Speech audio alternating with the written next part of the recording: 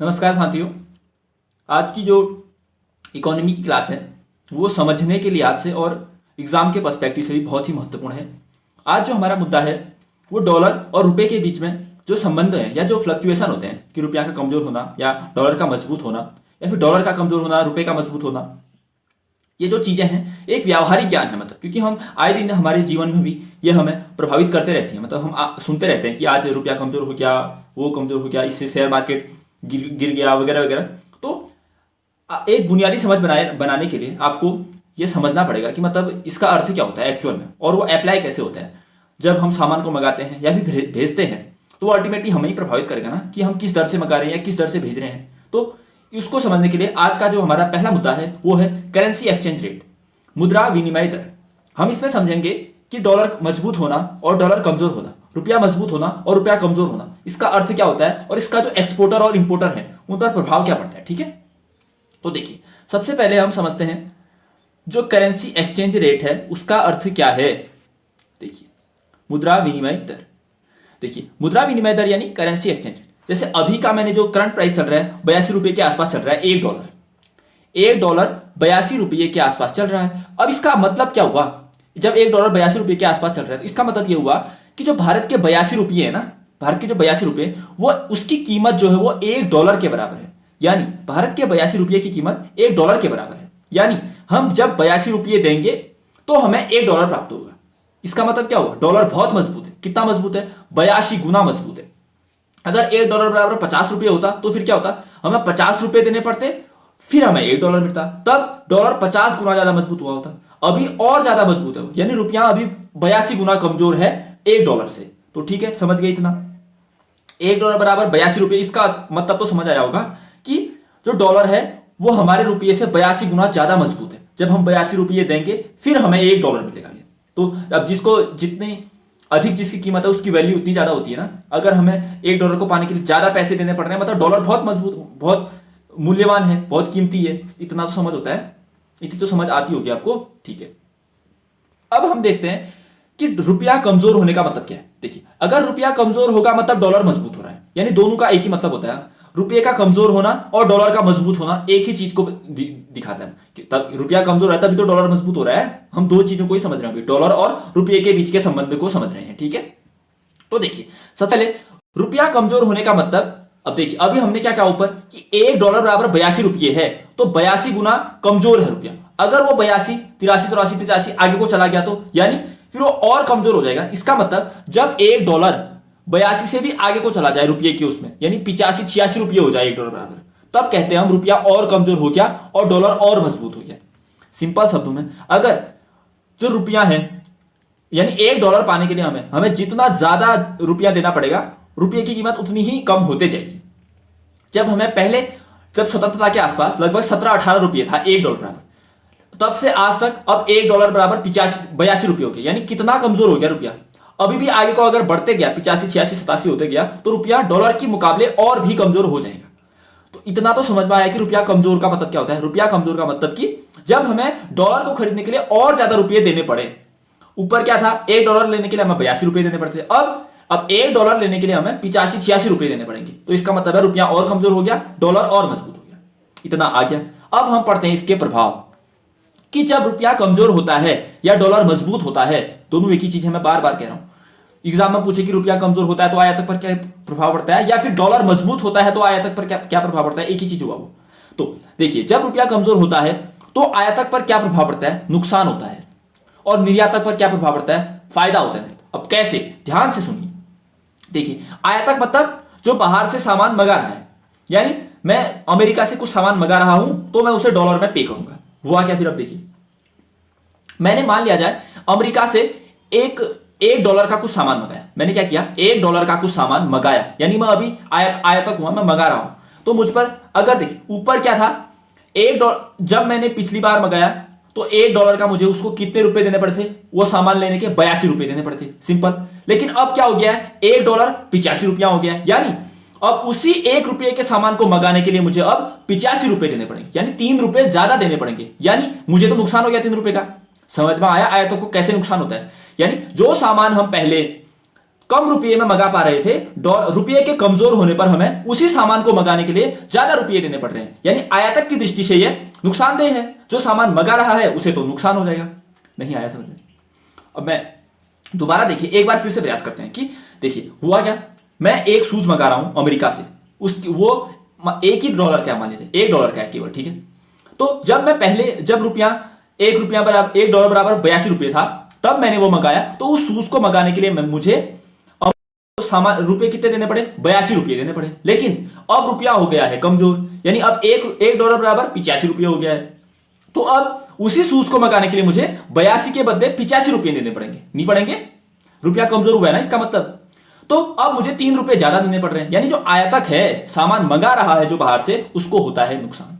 अब तो आ ही गया होगा समझ में। दोबारा देखिए, अब निर्यातक का रिवर्स करिए। देखिए, निर्यातक मतलब जो यहां से अपने देश से सामान बाहर भेजता है और बाहर वाले हमें रुपए दे, मतलब पैसे भेजेंगे उसके बदले। अब हुआ क्या, मैंने एक शूज बनाया, यहां बनाया।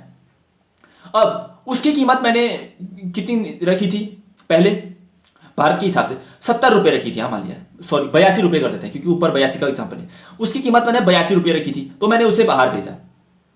अमेरिका ने उसे अमेरिका को चाहिए वो जूता, ठीक है। तो उसने वो जूता मंगाया, उसने मुझे कितने रुपए दिए? उसने मुझे दिए 82 रुपए दिए। $1 है ना उसकी कीमत, मतलब 82 रुपए मैंने डिसाइड की थी, तो $1 के हिसाब से उसने मुझे 82 रुपए देने पड़े। लेकिन अब हो गया है, रुपया क्या हो गया? कमजोर हो गया। अब वो 82 के, अब $1 82 के बदले 85 हो गया। तो अब उसे, जब वो $1 मुझे देगा तो मुझे 82 नहीं 85 रुपए मिल जाएंगे, उसे 85 रुपए देने पड़ेंगे। यानी मुझे 3 रुपए का फायदा हो गया।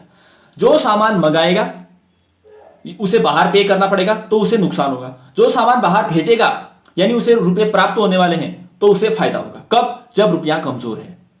नहीं आया तो दोबारा देखिए, तिबारा देखिए, चौबारा देखिए, लेकिन बगैर समझे मत जाना, ठीक है। सिंपल समझते हैं, जब रुपया कमजोर होता है या डॉलर मजबूत होता है तो आयातक, अब जैसे आया ही नहीं, वो तो सिंपल, तो कौन सा, उसे तो मगजमारी करनी नहीं है।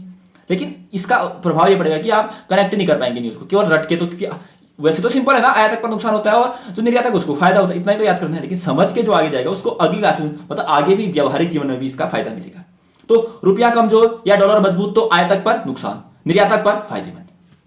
अब हम पढ़ते हैं, जब रुपया मजबूत होता है और डॉलर कमजोर होता है तो उसका क्या प्रभाव पड़ता है। देखिए, जब रुपया मजबूत होता है या फिर डॉलर कमजोर होता है तो इसका क्या अर्थ होता है। देखिए, इसका मतलब यह हुआ कि अब जो रुपया है वो डॉलर के और करीब आ रहा है। सबसे आइडियल स्थिति कब होगी? रुपया और डॉलर बराबर स्थिति में कब आएंगे? कोई कमजोर नहीं, कोई मजबूत नहीं, दोनों बराबर कब होंगे? जब $1 बराबर $1 होगा।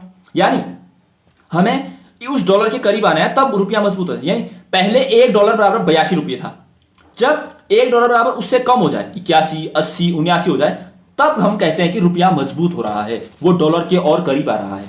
समझ रहे हो आप मैं क्या कह रहा हूं? रुपया मजबूत होने का तात्पर्य कि जब $1 के लिए हमें कम रुपये देने पड़े। ऊपर क्या था? पहले $1 के लिए हमें 82 रुपये देने पड़े थे, यानी हम रुपया डॉलर से 82 गुना कमजोर था। फिर ऊपर देखा हमने $1 बराबर 85 हो गया, यानी रुपया अब 85 गुना कमजोर हो गया। लेकिन जब हम $1 बराबर रुपये की कीमत और नीचे नीचे को आएगी, यानी डॉलर के करीब आएगी, तो अब यहां पे अगर मान लिया जाए $1 बराबर 79 रुपया, तो अब $1 रुपये से 79 गुना ही मजबूत है। पहले 82 था, अब 79 गुना, यानी रुपया डॉलर के करीब आ रहा है। तो इसे हम कहते हैं रुपये का मजबूत होना और डॉलर का कमजोर होना। ये दोनों एक ही चीजें हैं। आई समझ में? इतना तो आई गया होगा समझ में, दोबारा देखना है, ठीक है बेटा। अब प्रभाव की बात करते हैं, आयातक पर क्या प्रभाव पड़ता है। तो जब रुपया मजबूत होता है तो वह आयातक के लिए फायदेमंद होता है, और जब रुपया मजबूत होता है तो निर्यातक के लिए नुकसानदेह होता है। कैसे समझते? देखिए, आयातक क्या होता है? जो बाहर से सामान मंगाएगा, और निर्यातक क्या होता है? जो यहां से बना सामान बाहर भेजेगा। अगर हम बाहर से सामान मंगाएंगे तो हमें उसे पैसे देने पड़ेंगे, और हम बाहर सामान भेजेंगे तो हमें पैसे मिलेंगे। तो आयातक की दृष्टि से देखते हैं तो मान लिया जाए, वही एक शूज का एग्जांपल लेते हैं। मुझे एक जूता मंगाना है अमेरिका से यहां, ठीक है। जब आइडियल स्थिति में क्या थी, वो एक मान लिया जाए वो जूता $1 का है, तो पहले मुझे कितने देने पड़ रहे थे? उसके लिए 82 रुपये देने पड़ रहे थे। लेकिन अब हो गया है रुपया मजबूत, अब $1 बराबर 82 नहीं, अब $1 बराबर 79 रुपये। ये कुछ भी लिखा है मैंने, कम कम कम कम करके आ रहा है, करके दिखाने के लिए लिखा है केवल वो। मान लिया 79 रुपये लिख लेते हैं हम। अब $1 बराबर है 79 रुपये, यानी पहले मुझे उस एक जूते को मंगाने के लिए, यानी $1 पे करने के लिए मुझे 82 रुपये देने पड़ रहे थे। अब मुझे उसी एक जूते को मंगाने के लिए $1 पे करने के लिए 79 रुपये देने पड़े, यानी मेरे 3 रुपये बच गए। तो मुझे क्या हुआ? फायदा। समझ में आया नहीं? दोबारा देखना, ठीक है। जब हम रुपया मजबूत होता है तो हमें आयातक आयातक को फायदा होता है क्योंकि उसे कम रुपए देने पड़ते हैं बाहर, और निर्यातक को अब नुकसान होगा। निर्यातक मतलब मैंने एक जूता बनाया, मुझे पहले उस जूते का $1 मिलता था, यानी पहले मुझे उसका 82 मिलता था, अब $1 की कीमत ही 79 हो गई, तो वह जूते की कीमत तो $1 ही है, अब मुझे उसके बदले मिलेंगे कितने, 79 ही मिलेंगे, यानी ₹3 का मुझे घाटा हो गया।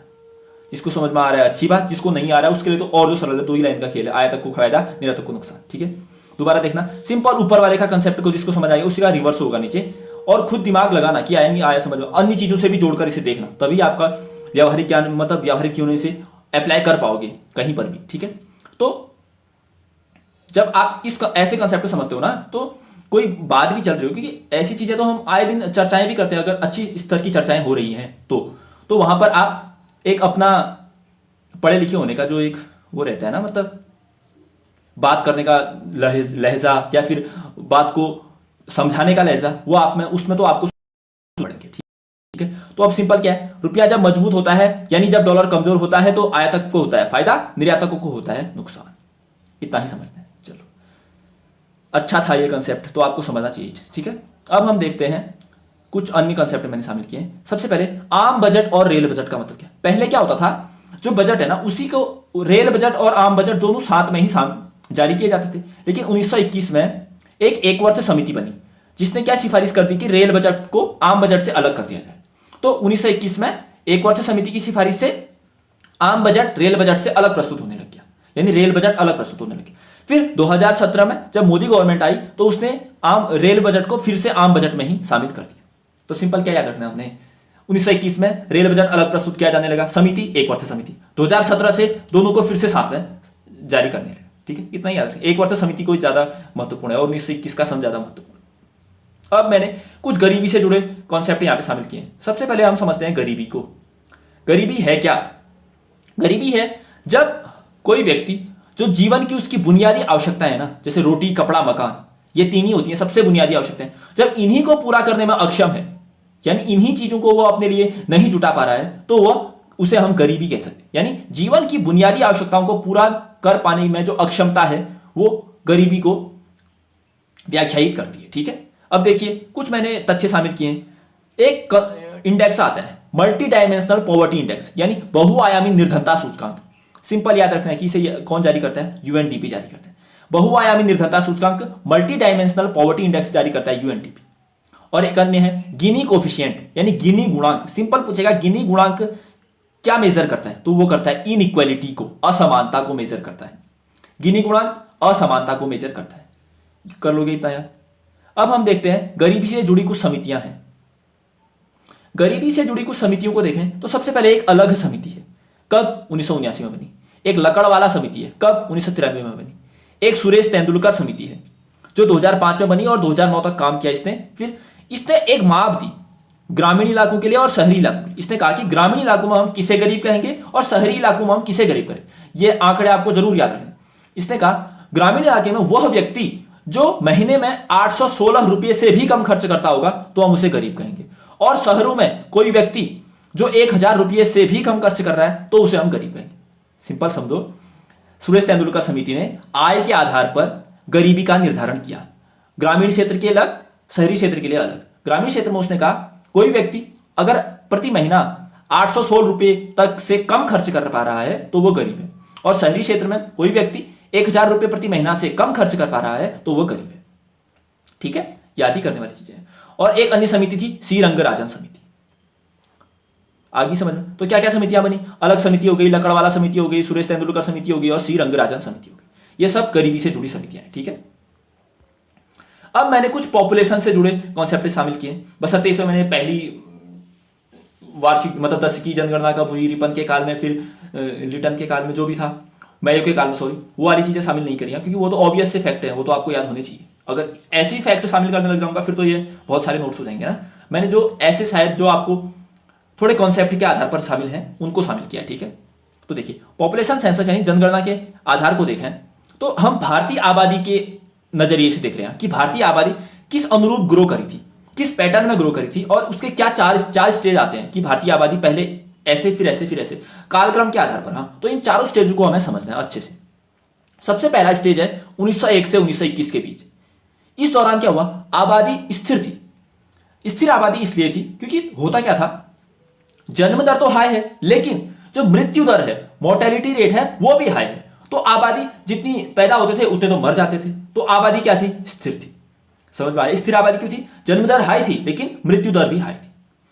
फिर 1921 से 1951 के दौरान क्या हुआ, इस दौरान ये हुआ कि जो स्वास्थ्य सुविधाएं वो थोड़ा उसकी ओर ध्यान दिया जाने लगा। तो हुआ क्या, जो जन्म दर थी वो तो हाई थी लेकिन मृत्यु दर थोड़ी कम हुई, तो आबादी फिर संतुलित रूप से बढ़ते गई। क्या हुआ समझ रहे हो आप, थोड़ा सा हमने स्वास्थ्य सुविधाओं की ओर ध्यान दिया तो जो आबादी थी वो बढ़ तो रही थी और मृत्यु दर थोड़ी कम हुई, तो आबादी एक संतुलित वे में आगे को बढ़ते गई। ये हुआ दूसरा। फिर तीसरा कालक्रम था, यह सबसे महत्वपूर्ण काल है, 1951 से 1981 के बीच। इस दौरान क्या हो, तीव्र उच्च आबादी वृद्धि हुई। कैसे, स्वतंत्रता प्राप्ति के बाद हमने स्वास्थ्य सुविधाओं की ओर ध्यान दिया तो जो मृत्यु दर थी उसको हमने बहुत नीचे लाए, जो मोर्टेलिटी रेट था, लेकिन जो जन्म दर थी वो फिर से हाई ही थी। तो यानी ज्यादा आबादी ग्रो करेगी ना, क्योंकि मृत्यु कम हो रही है और जन्म दर ज्यादा है, तो आबादी तीव्र रूप से बढ़ी थी। और यह आता है कि कौन सा काल था भारत में, मतलब कौन सा चरण जिसमें आबादी तीव्र गति से वृद्धि हुई, तो 1951 से 1981 के क्रम में। फिर 1981 से 2011 का क्रम, इस दौरान क्या हुआ, आबादी नियंत्रित रूप से बढ़ी। क्यों, क्योंकि स्वास्थ्य सुविधाएं कम होने के कारण, मतलब बेहतर होने के कारण मृत्यु दर तो कम हुई, लेकिन इस दौरान जो जागरूकता थी, जनसंख्या नियंत्रण से संबंधित जो भी जागरूकता थी या फिर जो अन्य उपाय थे गर्भ निरोधक के, उसके बारे में लोग जागरूक होने लगे, तो जो जन्म दर थी वो भी कम होने लगी और मृत्यु दर तो कम थी, इसलिए आबादी नियंत्रित रूप से आगे बढ़ने लगी थी। तो ये चौथा चरण था। ठीक है, तो चार चरण क्या क्या, पहले आबादी स्थिर रूप से बढ़ी क्योंकि जन्म दर और मृत्यु दर दोनों हाई, फिर संतुलित रूप से बढ़ी, जन्म दर हाई, मृत्यु दर थोड़ी कम, तीव्र उच्च आबादी वृद्धि, इसमें जन्म दर, मृत्यु दर तो बहुत कम हुई लेकिन जन्म दर फिर से तीव्र थी बहुत, आबादी नियंत्रित हुई। इसमें क्या हुआ, जन्म दर भी कम हुई क्योंकि अन्य जो सरकार के प्रयास थे उससे जन्म दर भी कम हुई और मृत्यु दर भी स्वास्थ्य सुविधाएं बेहतर होने से कम हुई। तो यह वाला काल सबसे महत्वपूर्ण है, ये याद रख लेना आप। ठीक है, अब देखते हैं हम एक थ्योरी आती है माल्थस का जनसंख्या वृद्धि सिद्धांत। ये क्या है, ये तो मेंस के पर्सपेक्टिव से हो गया, वो तो समझना नहीं, हमें सिंपली इतना समझना है कि जो थ्योरी ऑफ पॉपुलेशन ग्रोथ है वो किसने दी, जनसंख्या वृद्धि सिद्धांत किसने दिया, माल्थस ने दिया। बस इतना ही याद कर। अब हम पढ़ते हैं जो दो ओबीसी आयोग बने हैं ना, अन्य पिछड़ा वर्ग आयोग कहते हैं हम जिन्हें, उनके बारे में देखते हैं। देखिए, पहला पिछड़ा वर्ग आयोग बना था 1953 में, किसकी अध्यक्षता में, काका कालेलकर की अध्यक्षता में। प्रथम पिछड़ा वर्ग आयोग 1953 में काका कालेलकर की अध्यक्षता में। दूसरा पिछड़ा वर्ग आयोग 1979 में बीपी मंडल की अध्यक्षता में। दूसरा पिछड़ा वर्ग आयोग 1979 में बीपी मंडल की अध्यक्षता में। चलो, इतना था आज की क्लासेस में, और आज की क्लास तो बहुत ही महत्वपूर्ण थी। अगर आपको अच्छी लगती है तो लाइक, शेयर और सब्सक्राइब सब करते रहिएगा। ठीक है, और अब हम अगली क्लास में मिलेंगे फिर इकोनॉमी के जो भी अन्य बचे हुए तथ्य होंगे। ठीक है, तो तब तक के लिए धन्यवाद, नमस्कार।